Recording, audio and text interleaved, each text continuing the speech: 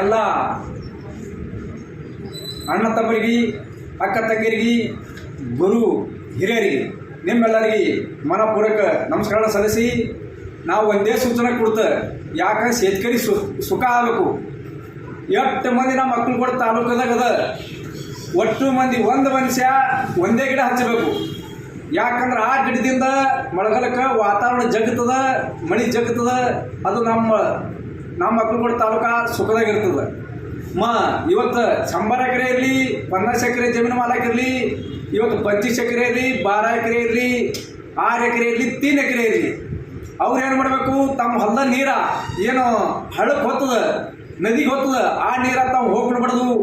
ಪೋಕ್ಲಂಡ್ ಹಚ್ಚಿ ಖಡ್ಡ ಹೊಡೆದು ತಮ್ಮ ಹೊಲದ ನೀರ ತಮಗೆ ಅಲ್ಲಿ ಭೂಮಿಯಾಗ ನುಂಗಪ್ಪಲೆ ಮಾಡಬೇಕು. ಅಲ್ಲೇ ಸೇರ್ತಳ.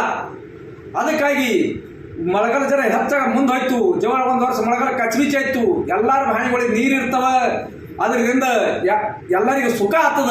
ನಮ್ಮ ಮಕ್ಕಳು ಕೂಡ ತಾಲೂಕದ ಮಂದಿಗೆ ನಾ ಎಲ್ಲ ಹಿರಿಯರಿಗೆ ಎಲ್ಲ ಶೇತಕರಿ ಮಂದಿ ಒಂದು ಕಳಕಳಕಿರುವಂತೆ ಮಾಡ್ತ ತಾವು ಅದು ಜರೂರು ಮಾಡಬೇಕು.